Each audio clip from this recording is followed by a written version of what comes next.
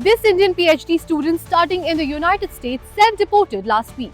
Yes, you heard that right. She was not deported by US officials. Rather, she used the CPB Home app and self-deported. Now, she has been identified as Ranjani Srinivasan, a 37-year-old Indian student. Ranjani was pursuing a doctorate degree in urban planning at Columbia University and was expected to graduate this year. However, she left everything behind and self-deported after her student visa was revoked. She has claimed that she was being hunted down. In fact, the US authorities went on to call her a terrorist sympathizer. But why? Who is Ranjani Srinivasan? Why was her student visa revoked? And why did she self-deport?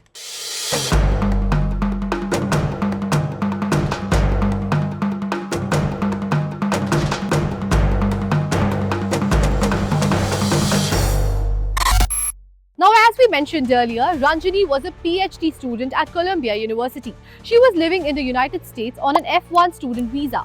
But on 5th of March, her student visa was cancelled.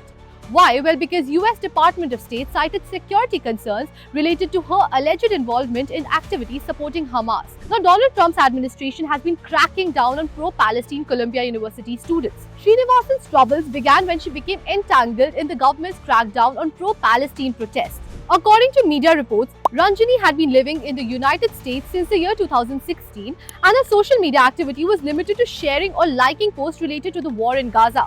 In the year 2023, she also signed an open letter authored by the Society of Architectural Historians supporting Palestinian liberation.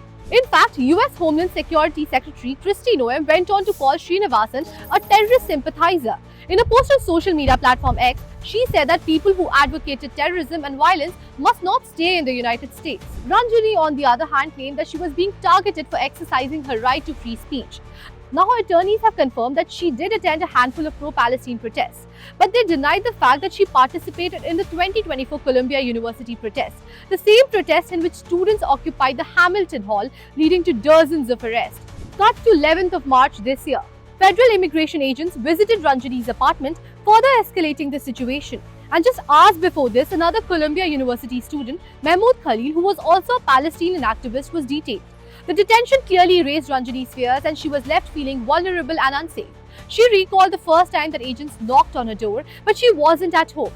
The next time the agents returned, she immediately packed her belongings, fearing that she would be the next to be arrested or detained.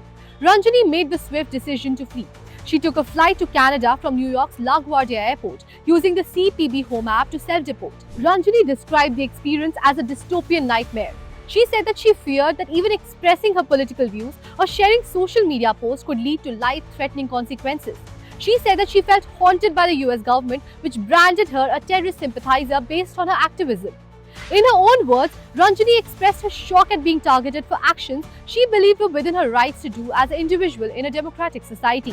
Days after she left for Canada and used the CPB Home app to self-deport on 11th of March, the US Secretary of Homeland Security confirmed the development, calling it a good riddance.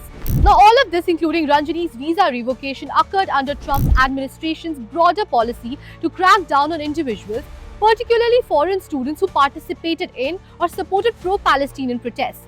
The administration's stance on the matter was clear. Those who supported terrorism or violence would be deported. However, Ranjani maintains that she did not support terrorism or violence, but instead exercised her right to free speech and supported Palestinian human rights, which she believes is not a crime.